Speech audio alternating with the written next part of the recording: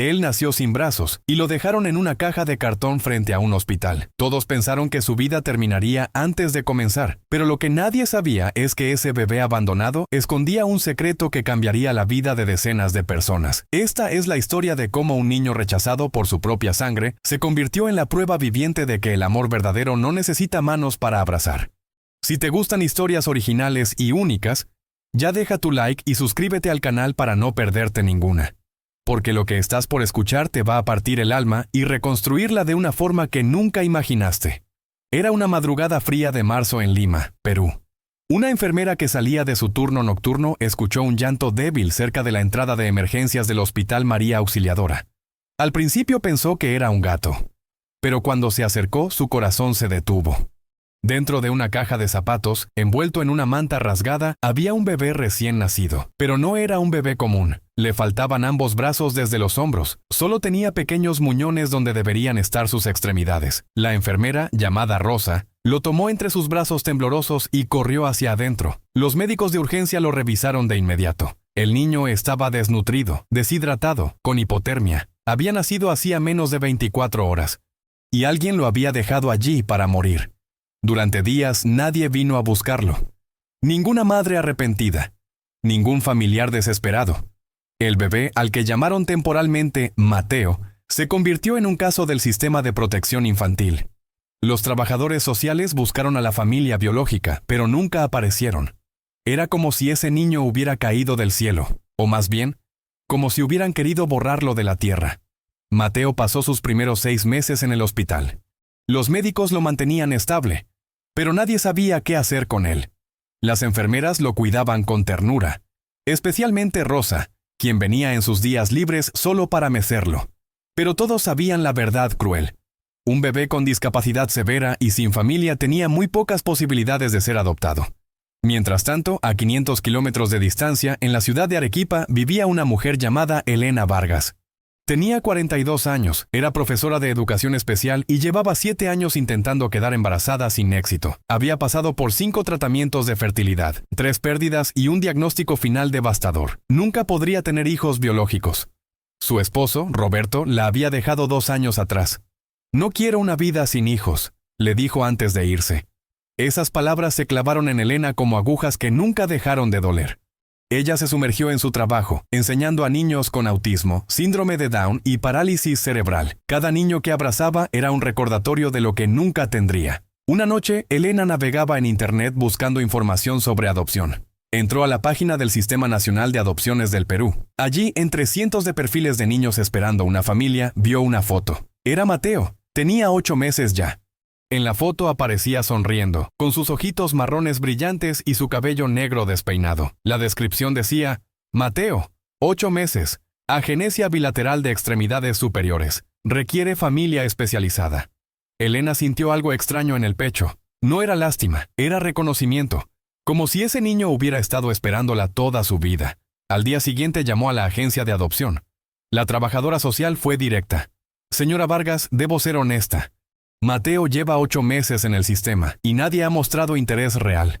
Su condición requiere cuidados especiales, adaptaciones costosas, terapias de por vida. La mayoría de las familias se retiran cuando conocen todos los detalles. Elena no se retiró. Al contrario, solicitó formalmente iniciar el proceso de adopción.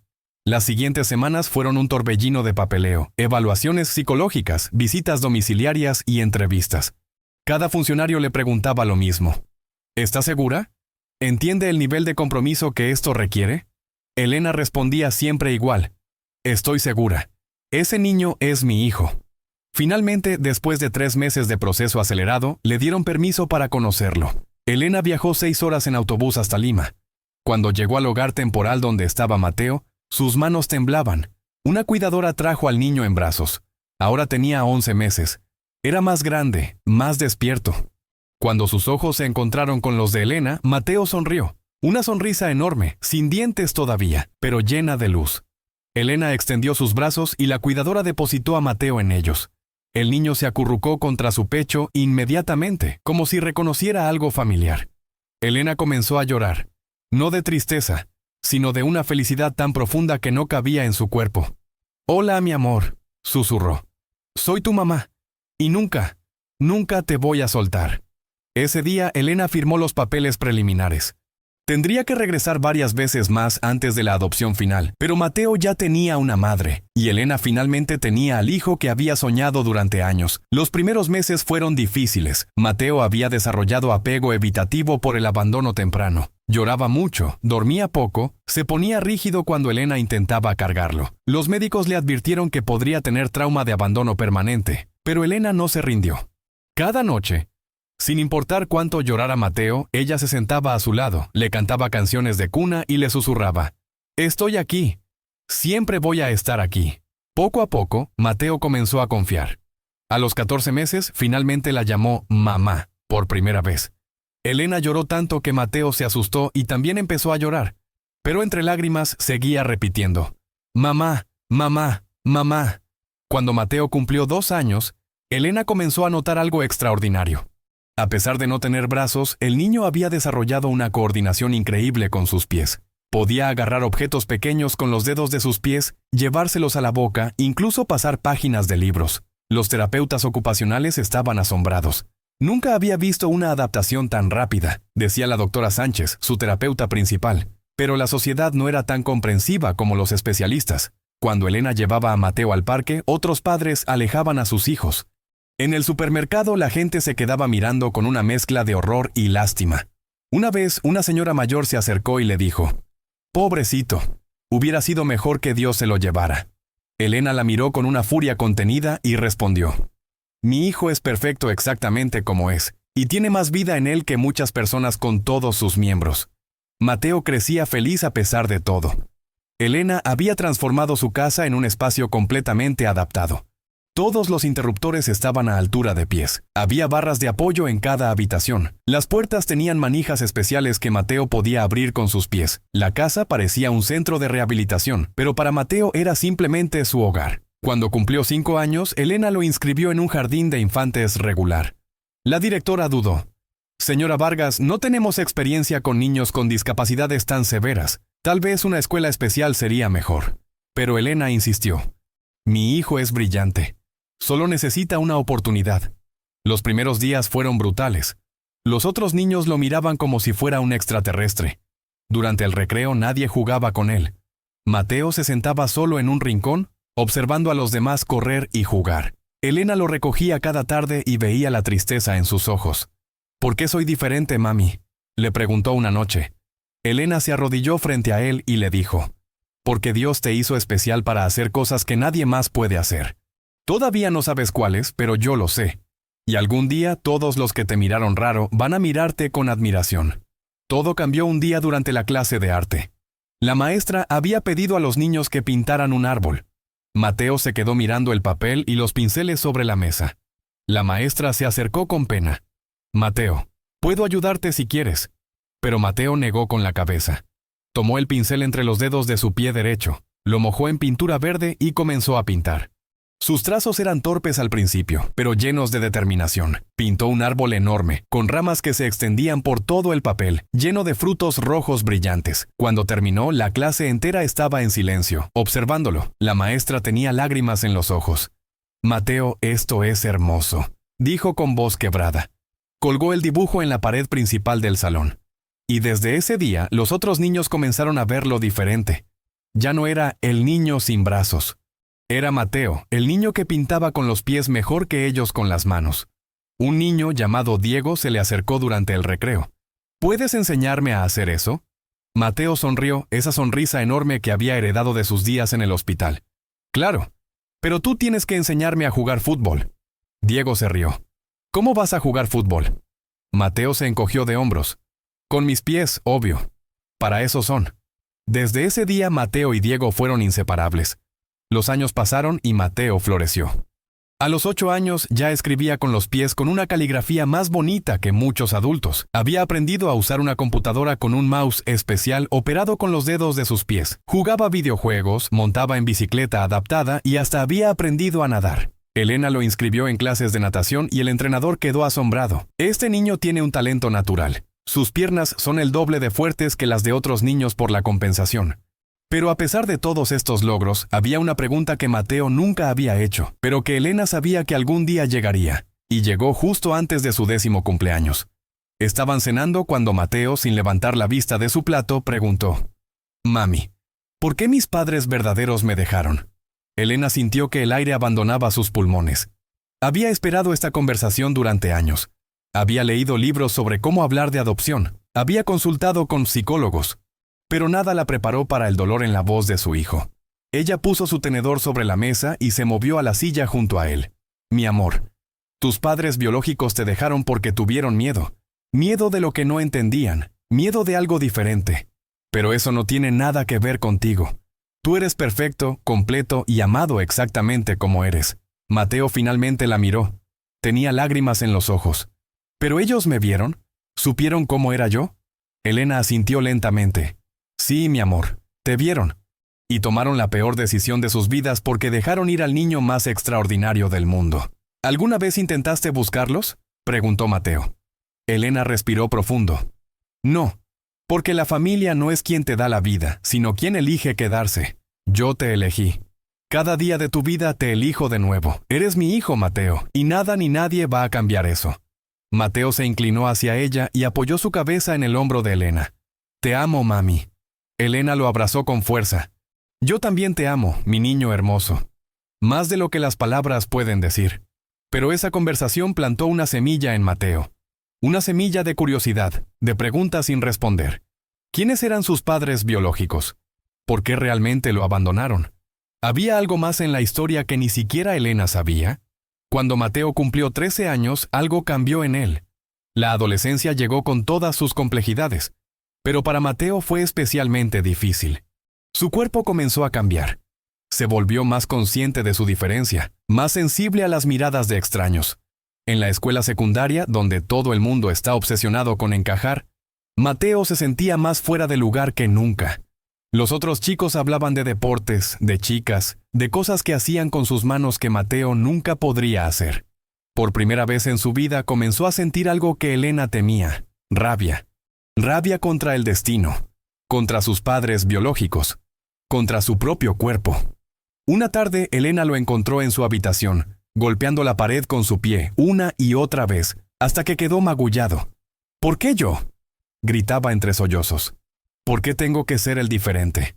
¿Por qué me hicieron así y luego me tiraron como basura?». Elena corrió hacia él y lo abrazó con fuerza, aunque él intentaba resistirse. «No eres basura. Nunca fuiste basura. Eres un milagro, Mateo. Un milagro que sobrevivió cuando nadie le daba una oportunidad». «No me siento como un milagro», dijo Mateo con voz rota. «Me siento como un error que nadie quiso arreglar». Esas palabras destrozaron a Elena. Esa noche, después de que Mateo finalmente se durmió agotado por el llanto, ella se sentó en la sala y lloró como no lo había hecho en años. Había fallado como madre. ¿Había algo más que debería haber hecho? Al día siguiente, Elena tomó una decisión. Llamó a la trabajadora social que había manejado la adopción de Mateo años atrás. «Necesito saber si hay información sobre los padres biológicos de mi hijo. Cualquier cosa. Él necesita respuestas que yo no puedo darle». La trabajadora social, ahora mayor y cerca de su jubilación, vaciló. «Señora Vargas, sabe que esos archivos están sellados. El abandono de un menor es un caso cerrado. No hay manera legal de...». «Por favor», interrumpió Elena. Su voz era desesperada. «Mi hijo se está destruyendo por dentro. Solo necesita saber por qué. No quiero encontrarlos, no quiero nada de ellos. Solo necesito poder darle alguna respuesta cuando me pregunte». Hubo un largo silencio del otro lado de la línea. Finalmente, la trabajadora social suspiró. «Déjeme ver qué puedo hacer, pero no prometo nada, y esto tiene que quedar entre nosotras». Pasaron 2 semanas sin noticias. Mateo seguía en su espiral descendente. Sus calificaciones bajaron, dejó de juntarse con Diego y otros amigos. Pasaba horas encerrado en su habitación escuchando música triste. Elena sentía que lo estaba perdiendo y no sabía cómo salvarlo. Entonces, una tarde sonó el teléfono. Era la trabajadora social. «Señora Vargas, encontré algo. No es mucho, pero creo que necesita ver esto en persona. ¿Puede venir a Lima mañana?». Elena tomó el primer autobús de la mañana siguiente. Cuando llegó a la oficina de servicios sociales, la trabajadora social, cuyo nombre era Beatriz, la estaba esperando con una carpeta manila vieja y manchada. «Antes de mostrarle esto», dijo Beatriz con seriedad, Necesito que entienda que lo que está aquí puede ser más doloroso que la ausencia de información. Hay cosas que tal vez preferiría no saber. Elena tragó saliva. Ya no puedo protegerlo de la verdad. Él necesita saber, y yo necesito poder ayudarlo a procesarla. Beatriz abrió la carpeta lentamente. Dentro había documentos viejos, algunas fotos borrosas y un informe policial. Después de que abandonaron a Mateo, la policía hizo una investigación. Lograron identificar a la madre biológica 3 semanas después. Su nombre era Carmen Quispe. Tenía 19 años cuando nació Mateo. Vivía en un pueblo pequeño en las montañas de Ayacucho. Elena escuchaba con atención, su corazón latiendo fuerte. Beatriz continuó. Según el informe, Carmen estaba en una relación abusiva con un hombre mayor. Cuando quedó embarazada, él la presionó para abortar, pero ella se negó. Durante el embarazo, Carmen fue a una clínica clandestina porque no podía pagar atención médica adecuada. Allí le dieron medicamentos incorrectos que causaron la malformación en el feto. Elena sintió náuseas. ¿Los medicamentos causaron que Mateo naciera sin brazos? Beatriz asintió. Según el informe médico forense, sí, fue negligencia médica. Cuando Mateo nació y vio su condición, Carmen entró en shock. El padre biológico la amenazó con matarla si no se deshacía del bebé. Dijo que era una vergüenza para la familia, que nadie podía saber que habían tenido un monstruo. Las lágrimas comenzaron a rodar por las mejillas de Elena. ¿Y qué pasó con Carmen? Beatriz bajó la mirada. Ella lo dejó en el hospital, como usted sabe. Pero la policía la encontró 2 semanas después. Quería confesar. Quería decirles dónde estaba su bebé. Pero el novio la golpeó tan fuerte que terminó en el hospital. Cuando salió, él la obligó a mudarse a otra ciudad. La policía cerró el caso porque técnicamente no era un crimen capital, y Carmen se negó a presentar cargos contra el padre. Elena se quedó en silencio, procesando todo. Finalmente preguntó, ¿dónde está Carmen ahora? Beatriz sacó un papel de la carpeta. Eso es lo más complicado.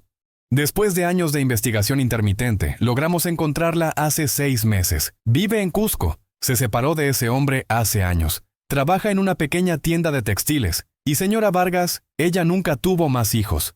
Según nuestros registros, ha estado buscando información sobre Mateo durante los últimos 5 años. Pero por las leyes de adopción sellada, no podíamos darle ninguna información. El corazón de Elena se aceleró. ¿Ella quiere conocerlo? No lo sé, admitió Beatriz. Nunca hemos tenido contacto directo con ella, pero hay algo más. Sacó una última hoja de la carpeta. Era una carta, escrita a mano en papel barato, con caligrafía temblorosa. Carmen dejó esto en nuestra oficina hace 3 años, con la esperanza de que algún día pudiera llegar a su hijo. Elena tomó la carta con manos temblorosas. Estaba dirigida a mi hijo, si algún día puede perdonarme. Elena no abrió la carta en la oficina.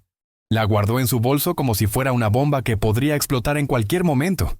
Durante las 6 horas de viaje de regreso a Arequipa, la carta quemaba en su bolsa, pero no se atrevía a leerla. ¿Y si decía algo que destrozara a Mateo aún más? ¿Y si la explicación era peor que no tener ninguna? Cuando llegó a casa, eran casi las 10 de la noche. Mateo estaba en su habitación, como siempre últimamente. Elena preparó té. Se sentó en la mesa de la cocina y con manos temblorosas abrió el sobre. La carta estaba escrita en español simple, con algunos errores ortográficos. Elena podía imaginar a una mujer humilde, probablemente con poca educación, derramando su corazón sobre ese papel. A mi hijo, si algún día puede perdonarme. No sé si esta carta alguna vez llegará a ti. No sé si estás vivo, si estás bien, si eres feliz. Rezo todos los días para que Dios te haya puesto en una familia buena, que te ame como yo nunca pude. Quiero que sepas la verdad. No te dejé porque no te quería. Te dejé porque era cobarde. Cuando naciste y vi que no tenías brazos, mi corazón se rompió. No por ti, sino porque sabía lo que el mundo te haría. Sabía cómo te mirarían, cómo te tratarían. Y yo tenía tanto miedo. Pero eso no es excusa. Tu padre me dijo que eras una vergüenza, que nadie nos aceptaría con un hijo así. Me amenazó. Me golpeó. Y yo fui débil. En lugar de protegerte de él, te protegí de ti dejándote ir. Pensé que alguien más, alguien mejor que yo, podría darte la vida que merecías. Cada día desde entonces ha sido un infierno. Me despierto llorando, me duermo llorando. Veo niños en la calle y me pregunto si eres tú. He ido a iglesias, a curanderos, a cualquier persona que me pueda decir si estás bien. Nadie me dice nada. Dejé a tu padre hace 5 años. Me di cuenta de que un hombre que me hace odiar a mi propio hijo no merece llamarse hombre. Pero el daño ya estaba hecho. Ya te había perdido. Si algún día lees esto, necesito que sepas algo. Eres lo mejor que me pasó en la vida y también mi mayor dolor. No porque nacieras diferente, sino porque no tuve el valor de amarte como merecías. Te llevé 9 meses dentro de mí. Sentí cada patada, cada movimiento. Cuando naciste y vi tu cara, fue perfecto. Tus ojos eran brillantes, tu boca era pequeña y perfecta. Y entonces vi que no tenías brazos y el mundo se oscureció. No porque fueras menos perfecto, sino porque supe que el mundo sería cruel contigo. Pero me equivoqué al dejarte. Debí pelear. Debí protegerte. Debí ser tu madre de verdad. Si me odias, lo entiendo. Si nunca quieres verme, lo entiendo. Pero por favor, vive una vida feliz. Sé fuerte. Sé valiente. Sé todo lo que yo no pude ser. Tu madre que nunca dejó de amarte, Carmen. Cuando Elena terminó de leer, las lágrimas caían sobre la mesa. La carta no era una excusa. Era una confesión. Era el llanto de una madre rota que había tomado la peor decisión de su vida y había pagado por ella cada día desde entonces. Elena sabía que tenía que mostrarle esta carta a Mateo, pero también sabía que cambiaría todo. La historia que Mateo se había contado a sí mismo durante años, que fue abandonado porque era defectuoso, era dolorosa pero simple. Esta verdad era más complicada. Había amor, había miedo, había abuso, había cobardía. ¿Cómo procesa un adolescente de 13 años todo eso? Al día siguiente, Elena le pidió a Mateo que se sentara con ella en la sala. Él vino arrastrando los pies, con esa expresión de adolescente molesto que había adoptado últimamente. ¿Qué pasa ahora? Elena respiró profundo. Encontré información sobre tu madre biológica. La expresión de Mateo cambió instantáneamente. La máscara de indiferencia cayó y por un momento Elena vio al niño pequeño que solía ser, vulnerable y esperanzado. ¿Qué encontraste? Elena le contó todo. El embarazo difícil, los medicamentos incorrectos, el novio abusivo, el abandono forzado, los años de búsqueda, y finalmente le dio la carta. Mateo la leyó en silencio. Elena lo observaba intentando leer su expresión, pero él mantenía la cara en blanco. Cuando terminó, dobló la carta cuidadosamente y la puso sobre la mesa. ¿Dónde está ahora?, preguntó con voz plana. En Cusco, trabaja en una tienda. ¿Quiere conocerme? No lo sé. Pero ha estado tratando de encontrar información sobre ti durante años. Mateo se quedó en silencio por un largo rato. Finalmente dijo, quiero verla. Elena sintió un puño en el estómago. Había sabido que esto vendría, pero aún así dolía. ¿Estás seguro? Necesito verla, repitió Mateo. Necesito mirarla a los ojos y preguntarle por qué. Si realmente me amaba, fue tan fácil dejarme. La dureza en su voz asustó a Elena. Mateo, ella estaba siendo abusada. Tenía 19 años y estaba aterrorizada. Tú tenías 42 y estabas sola, respondió Mateo mirándola directamente. Y me elegiste. Ella tenía 19 y me dejó en una caja. No es lo mismo. Elena no tenía respuesta para eso. Porque Mateo tenía razón. Las circunstancias importaban, pero al final, Carmen había tomado una decisión y Elena había tomado otra. Si realmente quieres conocerla, dijo Elena finalmente, lo haremos. Pero necesito que entiendas algo. Pase lo que pase, yo soy tu madre. Yo soy quien te ha criado, quien te ha amado, quien ha estado ahí en cada terapia, cada pesadilla, cada logro. Nada de lo que descubras sobre tu pasado va a cambiar eso. Mateo la miró con ojos brillantes. Lo sé, mamá. Tú siempre has sido mi mamá. Pero necesito respuestas. Necesito cerrar esto. Elena asintió limpiándose las lágrimas. Entonces lo haremos juntos.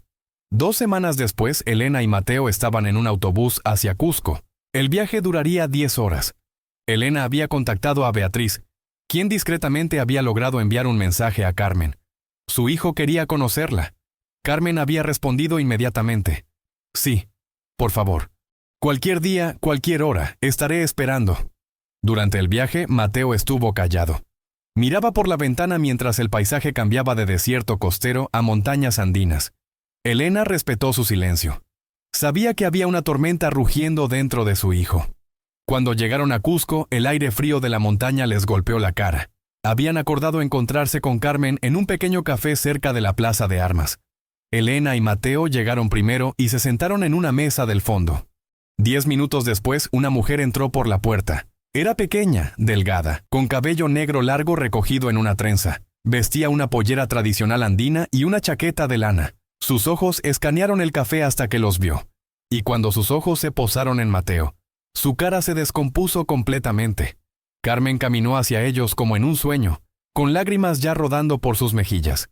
Cuando llegó a la mesa, se quedó parada, mirando a Mateo como si fuera una aparición. «Mi hijo», susurró. «Mi hijo está vivo». Mateo la miraba con una expresión que Elena no podía descifrar. No era odio, no era amor. Era algo en el medio, algo complicado y crudo. «Siéntate», dijo finalmente. Su voz era fría, pero al menos era una invitación. Carmen se sentó temblando. Elena estaba lista para intervenir en cualquier momento, pero decidió dejarlos hablar primero. «¿Por qué querías verme después de todos estos años?», preguntó Carmen, su voz rota. Mateo se inclinó hacia adelante. «Porque necesito que me expliques cómo una madre que dice que ama a su hijo puede dejarlo en una caja de cartón para que muera». Las palabras de Mateo cayeron como piedras sobre la mesa. Carmen se estremeció visiblemente, nuevas lágrimas brotando de sus ojos. Pero Mateo no retrocedió. Había venido por respuestas y las obtendría. Yo no tenía opción», comenzó Carmen, su voz apenas un susurro. «Todos tenemos opciones», interrumpió Mateo. Su voz era dura, llena de años de dolor acumulado. «Ella tuvo una opción», señaló a Elena. «Ella no me conocía, no me debía nada y me eligió. Tú me llevaste 9 meses dentro de ti y me dejaste morir». Carmen sollozó cubriéndose la cara con las manos. Tenía 19 años. Estaba sola. Él me decía todos los días que eras una maldición, que Dios nos estaba castigando. Me golpeaba cuando te defendía. Yo pensé que alguien mejor que yo podría darte una vida que yo nunca podría ofrecerte. ¿Y qué vida pensaste que tendría?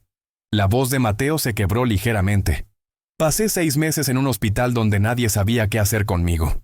Los doctores hablaban de mí como si fuera un caso médico, no una persona.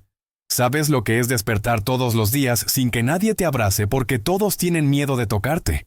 Elena puso su mano sobre el hombro de Mateo, pero él la apartó gentilmente. Necesitaba hacer esto solo. Carmen levantó la vista, sus ojos rojos e hinchados.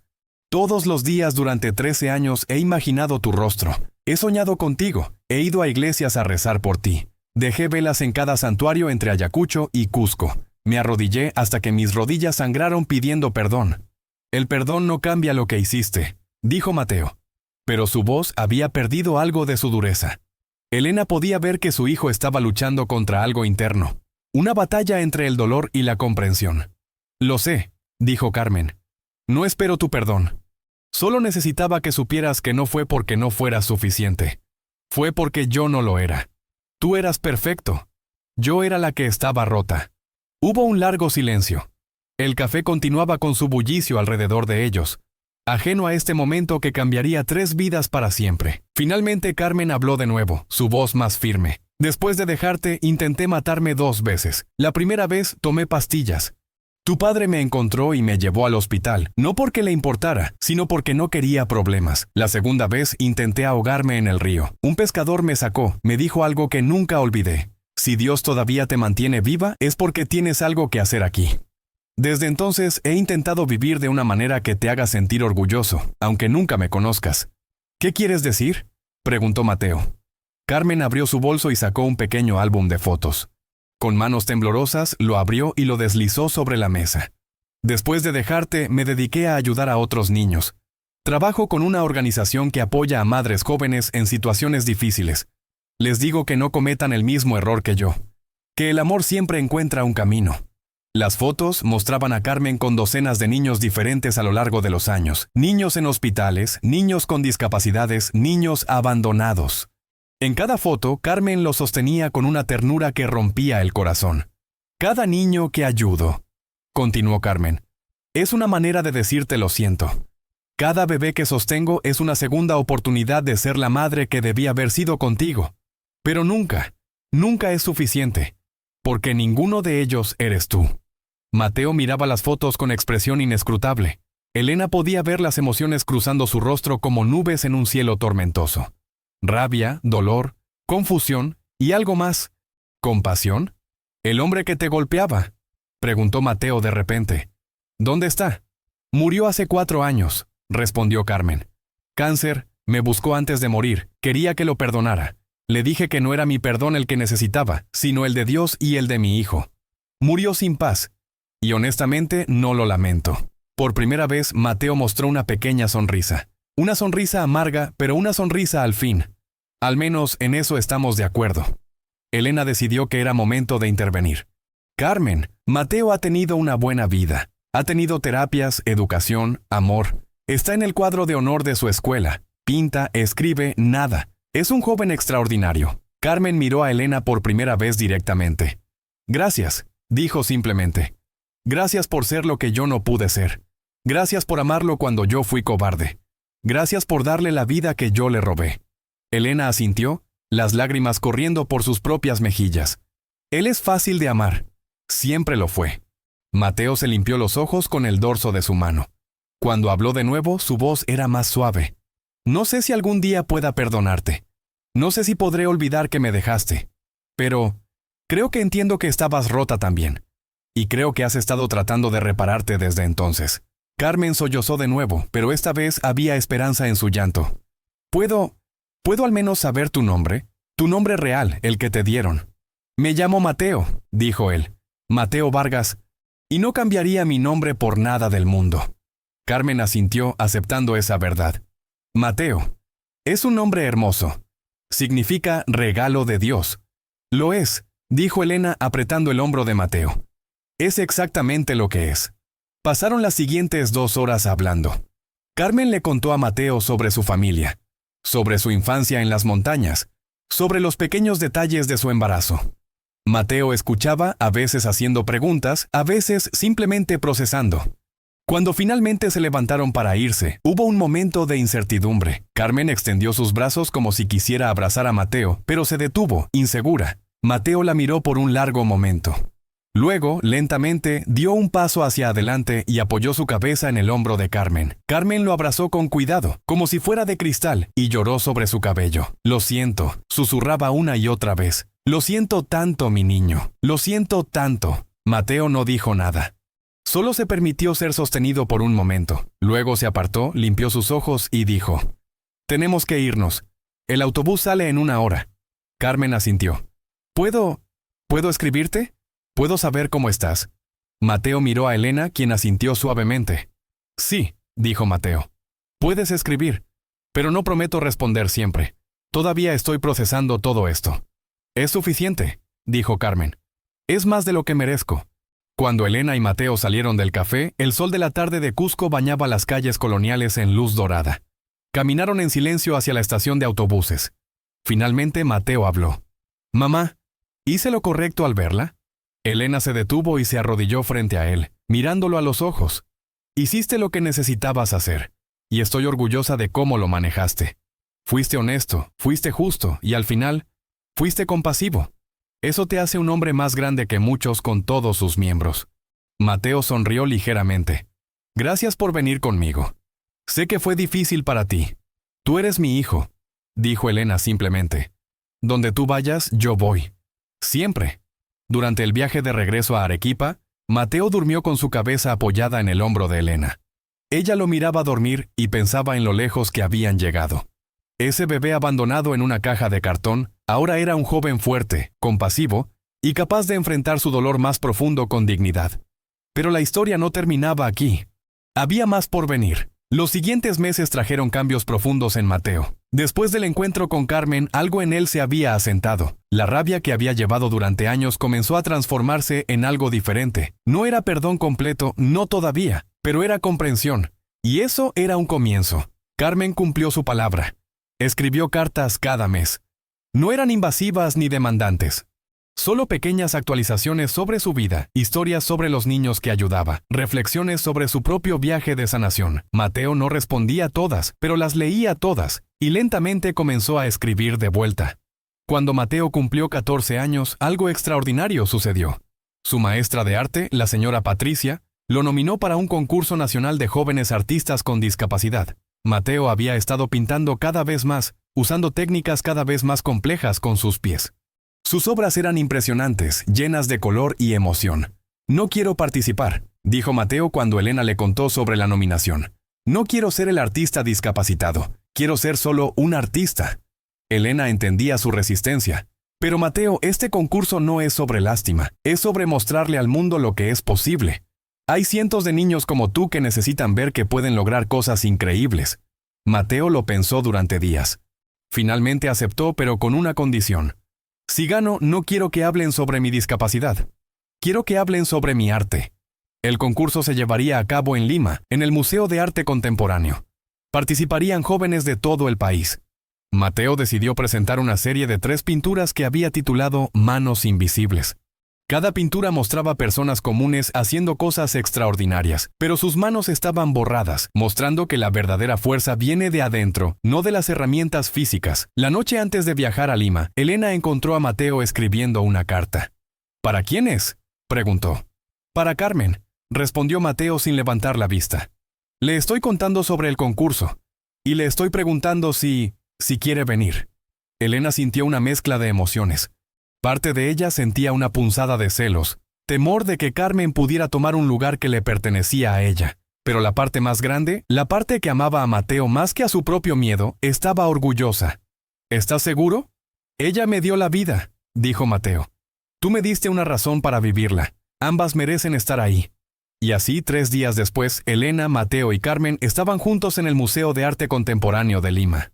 Era extraño, incómodo a veces, pero también había algo hermoso en ello. 2 mujeres que amaban al mismo niño, cada una a su manera, juntas para apoyarlo en su momento más importante. Había más de 50 participantes en el concurso. Las obras eran variadas, algunas hechas con prótesis, algunas con la boca, algunas con los pies como Mateo. El museo estaba lleno de gente, periodistas, jueces, familias. Cuando fue el turno de Mateo de presentar su obra, subió al pequeño escenario con Elena y Carmen observando desde el público. El moderador leyó su nombre. Mateo Vargas, 14 años, de Arequipa, presentando Manos Invisibles. Las 3 pinturas se proyectaron en pantallas grandes detrás de él. Hubo un murmullo de asombro en la audiencia. Las pinturas eran realmente impresionantes. La primera mostraba a una madre cargando a su bebé. Pero sus brazos eran invisibles, mostrando que el abrazo más fuerte es el del amor. La segunda mostraba a un hombre construyendo una casa, sus herramientas suspendidas en el aire, demostrando que la verdadera construcción es la del carácter. La tercera mostraba a un niño pintando un arco iris, con los colores fluyendo de su corazón, no de sus manos. Quiero hablar sobre lo que significa crear arte, comenzó Mateo, su voz firme a pesar de los nervios. Todos asumen que el arte viene de las manos, pero las manos solo son herramientas. El arte viene del corazón, de la visión, del espíritu. Yo nací sin brazos, pero nunca nací sin la capacidad de crear. Y estas pinturas son mi manera de decirle al mundo que la limitación más grande no es física, es mental. Es creer que no puedes hacer algo antes de intentarlo. Hizo una pausa, su voz volviéndose más emocional. Durante mucho tiempo estuve enojado con el mundo. Enojado por ser diferente. Enojado por las cosas que no podía hacer. Pero entonces me di cuenta de algo. Todos tenemos algo que no podemos hacer. Algunos no pueden caminar. Algunos no pueden ver. Algunos no pueden escuchar. Y algunos, aunque tengan todos sus miembros, no pueden amar. No pueden perdonar. No pueden ver la belleza en las cosas pequeñas. Esa es la peor discapacidad de todas. En el público, Carmen lloraba en silencio. Elena también tenía lágrimas en los ojos. Estas pinturas son mi manera de decir gracias, continuó Mateo. Gracias a mi mamá, quien me enseñó que el amor no tiene límites, y gracias a mi madre biológica, quien aunque tomó decisiones que nos lastimaron a ambos, me dio la vida y ahora está tratando de vivir una vida que honre esa decisión. Carmen sollozó audiblemente. Varias personas en el público se voltearon para mirarla, pero ella no les prestó atención. Su mirada estaba fija en el niño en el escenario. El niño que ella dejó y que de alguna manera había crecido para ser mejor que ella, jamás se atrevió a soñar. Cuando Mateo terminó su presentación, hubo un momento de silencio. Luego, el lugar estalló en aplausos. No fue el aplauso educado de una presentación formal. Fue un aplauso atronador, con gente poniéndose de pie, con lágrimas, con emoción real.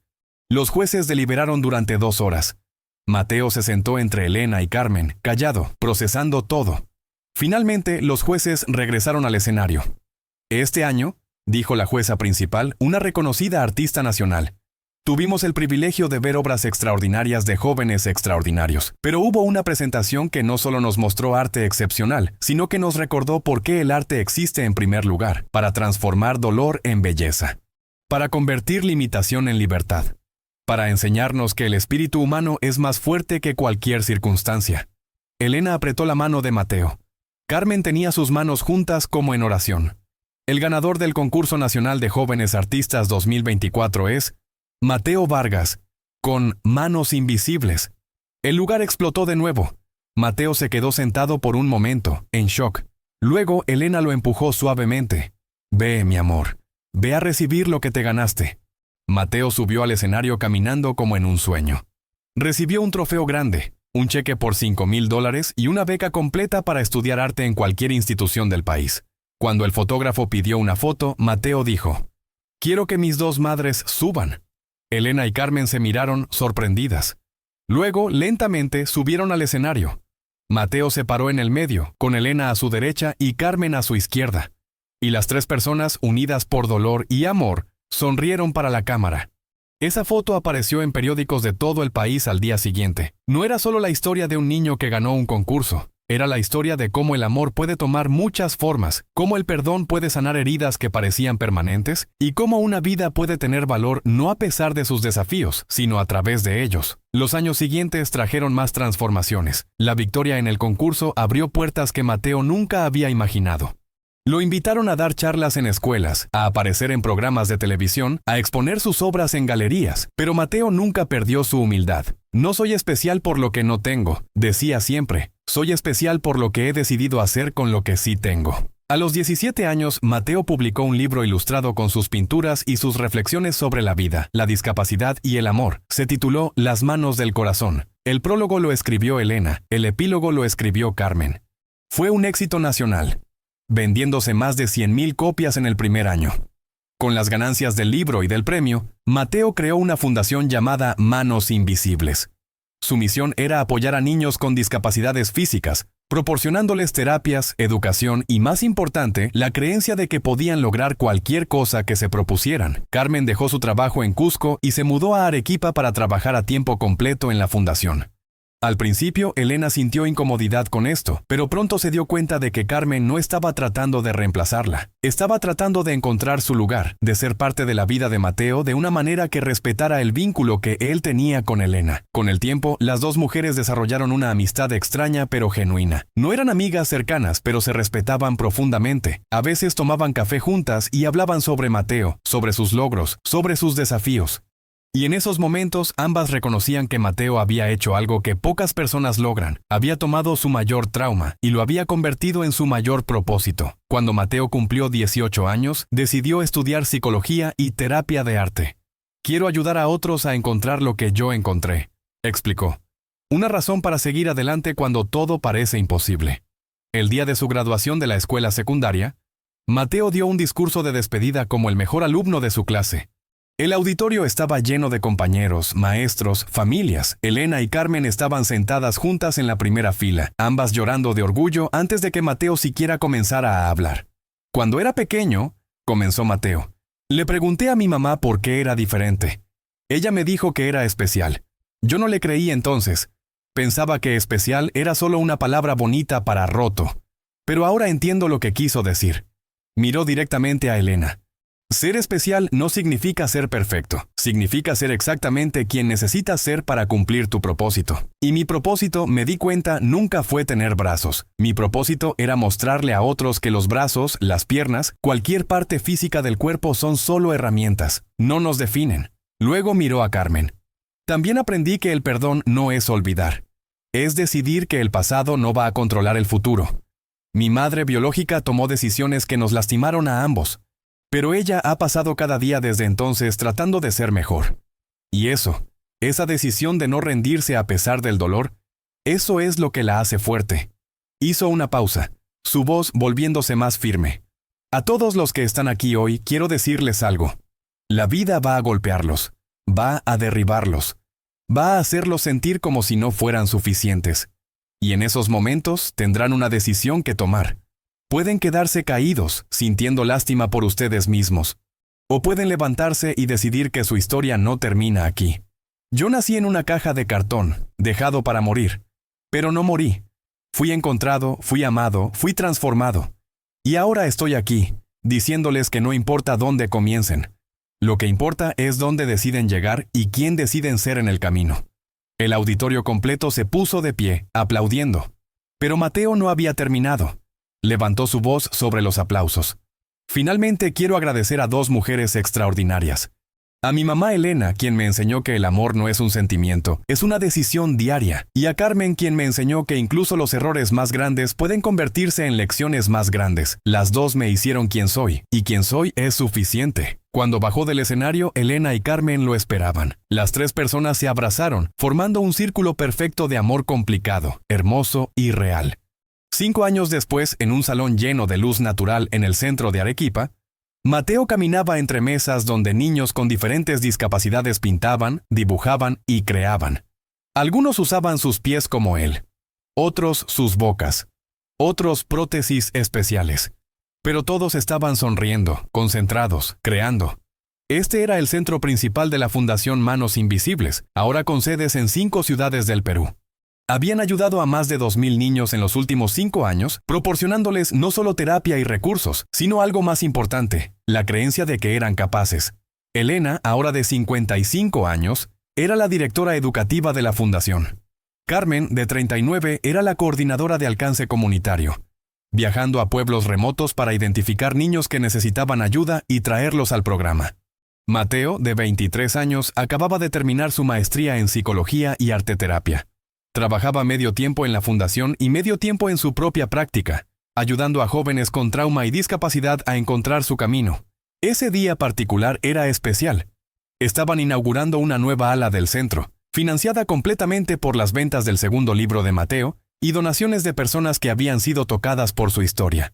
Durante la ceremonia, una reportera le preguntó a Mateo, ¿alguna vez te arrepientes de haber nacido diferente? ¿Alguna vez desearías haber tenido brazos? Mateo sonrió, esa sonrisa que había heredado de sus días como bebé en el hospital, brillante y genuina. Honestamente, ya no. Porque si hubiera nacido diferente, no sería yo. Y todo lo que he construido, todas las personas que he ayudado, todas las vidas que he tocado, existen porque nací exactamente como debía ser. ¿Y qué les dirías a otros niños que nacen con discapacidades, a sus padres que están asustados?, preguntó la reportera.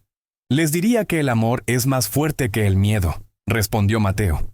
Les diría que una discapacidad es solo una característica, no un destino. Y les diría que cada vida tiene valor, cada historia tiene propósito, y nadie, absolutamente nadie, es un error. Más tarde esa noche, después de que todos se habían ido, Mateo se quedó solo en el centro, mirando las pinturas en las paredes. Cada una contaba una historia de superación, de transformación, de esperanza. Elena apareció en la puerta. ¿Listo para ir a casa? Mateo asintió. Pero antes de irse, se detuvo y miró a su madre. Mamá, nunca te he preguntado esto, pero necesito saberlo. Ese día en el hospital, cuando me viste por primera vez, ¿tuviste miedo? Elena caminó hacia él y se arrodilló para estar a su altura, como había hecho tantas veces cuando era pequeño. Sí, admitió. Tuve miedo. Miedo de no ser suficiente para ti. Miedo de fallarte. Miedo de no poder darte todo lo que necesitabas. ¿Y ahora?, preguntó Mateo. Elena sonrió, lágrimas brillando en sus ojos. Ahora sé que el miedo era tonto, porque tú nunca necesitaste que fuera perfecta. Solo necesitabas que estuviera ahí. Y eso, mi amor, es lo más fácil que he hecho en mi vida. Porque amarte no es un desafío, es un privilegio. Mateo apoyó su cabeza en el hombro de su madre, como había hecho 1000 veces antes. Y en ese momento, en ese silencio perfecto, ambos entendieron algo profundo, que una familia no se define por la sangre o por las circunstancias del nacimiento. Se define por la elección diaria de quedarse, de amar, de creer en alguien incluso cuando el mundo dice que no vale la pena. Esa noche, cuando Mateo llegó a su apartamento, encontró una carta en su buzón. Era de Carmen. La abrió y leyó. Mateo, hoy vi el centro y me quedé sin palabras. Veo lo que te has convertido y me llena de un orgullo que no merezco sentir, pero que siento de todas formas. Tú tomaste el abandono y lo convertiste en abrazo. Tomaste el rechazo y lo convertiste en aceptación. Tomaste tu dolor y lo convertiste en sanación para otros. Nunca podré reparar lo que rompí, pero puedo honrar lo que construiste. Y prometo seguir haciéndolo cada día que me quede. Gracias por dejarme ser parte de tu vida, aunque sea desde los márgenes. Gracias por enseñarme que nunca es demasiado tarde para ser quien debiste haber sido desde el principio. Con amor eterno, Carmen. Mateo dobló la carta cuidadosamente y la guardó en su cajón especial, donde guardaba todos los recuerdos importantes. Luego se sentó en su escritorio y comenzó a escribir. Estaba trabajando en su tercer libro, sobre el perdón y la redención. Escribió: a veces la vida nos da historias que no pedimos. Nacimientos difíciles, abandonos dolorosos, discapacidades que nos hacen diferentes. Pero lo hermoso de ser humano es que no estamos definidos por cómo comienza nuestra historia. Estamos definidos por lo que hacemos con ella. Yo comencé en una caja de cartón, pero no me quedé allí. Fui rescatado, fui amado, fui transformado, y ahora, años después, entiendo algo que no podía ver cuando era niño. Que las manos más fuertes que me sostuvieron nunca fueron físicas. Fueron las manos invisibles del amor, de la determinación, de la fe en que cada vida importa. Si estás leyendo esto y te sientes roto, si sientes que el mundo te rechazó, si sientes que no eres suficiente, escúchame. Eres más que tus circunstancias, eres más que tu pasado, eres más que lo que otros dijeron que no podías ser. Eres una historia en progreso, y tu final está en tus manos, aunque esas manos sean invisibles, aunque sean diferentes, aunque el mundo diga que no existen. Porque al final, todos tenemos manos invisibles, las manos del coraje que nos levanta cuando caemos. Las manos de la esperanza que nos sostiene cuando estamos rotos. Las manos del amor que nos abraza cuando nos sentimos solos. Y esas manos, esas hermosas manos invisibles, son más fuertes que cualquier cosa que el mundo pueda ver. Mateo terminó de escribir y miró por la ventana. Afuera, la ciudad dormía bajo un cielo estrellado. Y en algún lugar de esa noche había niños naciendo, algunos perfectos según los estándares del mundo, algunos diferentes, pero todos con el mismo potencial de transformar su historia en algo extraordinario. Mateo sonrió, apagó la luz y fue a dormir. Mañana sería otro día para hacer la diferencia. Otro día para demostrar que la vida más valiosa no es la que comienza perfecta, es la que se niega a rendirse.